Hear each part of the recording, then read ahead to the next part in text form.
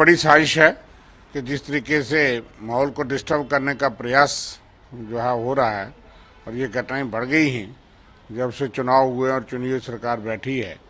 और हम देख रहे हैं कि लगातार पांचवा छठा हमला है और ग्रेनेड अटैक। संडे मार्केट में तो काफ़ी लोग होते हैं। हम दुआ करेंगे कि जो लोग जख्मी हैं वो उनकी जान बच जाए। और ये बड़े गंभीर चिंता का विषय है कि क्यों ऐसी घटनाएं बढ़ रही हैं, जबकि केंद्र सरकार के दावे थे कि हमने जम्मू कश्मीर को नॉर्मल कर दिया है। और लाल चौक में दिवाली के दीवे चला करके बताया जाता था, वो तो सुरक्षा घेरे में सबको नॉर्मल रहता है। लेकिन इससे पता चलता है यकायक तो मिलिटेंसी नहीं आती कि मिलिटेंट्स अभी हैं और हमारी फोर्सेस तो अच्छा काम करती हैं। जम्मू में भी कश्मीर में भी मुख्तलिफ जगहों पे उनका स्ट्राइकिंग पावर है। और क्या साजिश है ये अलग बात है, लेकिन इसका मतलब आतंकवाद है, उसका मुकाबला करना है, उसका खात्मा करना है। केंद्र सरकार के पास पूरा लॉ एंड ऑर्डर है, पूरा सिक्योरिटी का सिचुएशन जो है अभी तक गृह मंत्रालय के हाथ में है।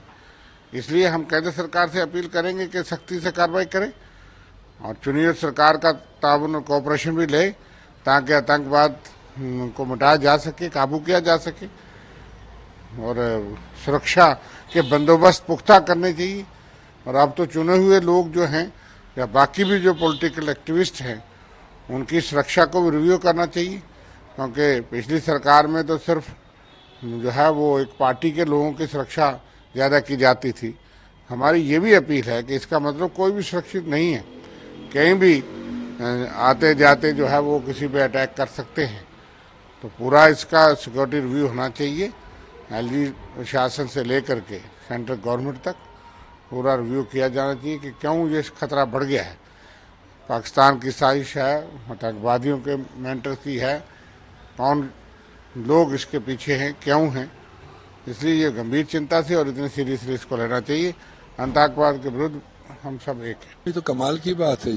कल भी खानियार की खबर कोई आई, बांडीपोरा से आई, कुकरनागलारनू से आई, और आज संडे मार्केट जो कंप्लीटली मतलब ये कह सकते हैं आपके सीसीटीवीज के अंदर होता है, क्लोजली पुलिस मॉनिटर करता है उसको, और सेंटर ऑफ द सिटी है। तो ऐसे में ये चीज होना, मैं समझता हूं कि हमारी सिक्योरिटी एजेंसीज को भी मतलब थोड़ा सा विजिलेंट होने की जरूरत है। और इसी बात पर फारूक अब्दुल्ला साहब ने कहा था कि इन्वेस्टिगेट होना चाहिए, जिस पर बीबीजेपी ने बवाल मचा दिया। आज फारूक साहब सीधा क्यों नहीं कह रहे पाकिस्तान कर रहा है? नहीं, हकीकत ये तो पहले भी बात उठी कि हम इंसिडेंट होते हैं फिर कैच एंड किल करते हैं, तो जिससे क्या होता है सोर्स खत्म होता है।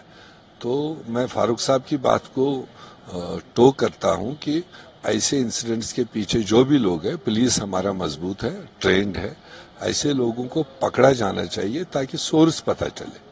और वो भी जनता जानना चाहती है कि जब जनता ने इतने खुले दिल से पोलिंग में हिस्सा लिया, हम कह सकते हैं ऑल टाइम बेटर, और जो कभी वोट ही नहीं करते थे उन्होंने भी वोट किया, कैंडिडेट्स भी उस तरह के मैदान में आए, तो अब कोई पब्लिक की तरफ से तो कोई इसमें उंगली नहीं उठाई जा सकती। जो एलिमेंट्स है और एलिमेंट्स को आइडेंटिफाई करने की जरूरत है, उनको हैवीली ट्रैक करने की जरूरत है।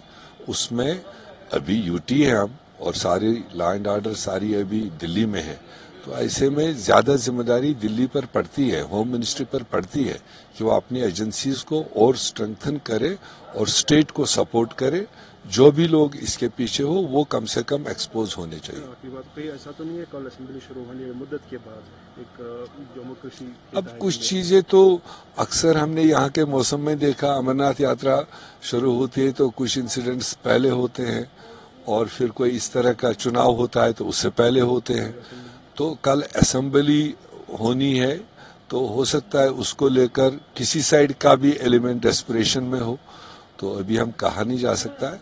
मगर फिर भी हमारी अपील यही होगी, अभी ये इनिशियल स्टेज है, इसको हल्के से नहीं लेना चाहिए, बल्कि इसको क्लोजली मॉनिटर करके सिविलियंस को तहफ़्फ़ुज़ मिलना चाहिए। इस आड़ में खामखा पकड़ दकड़ नहीं होनी चाहिए।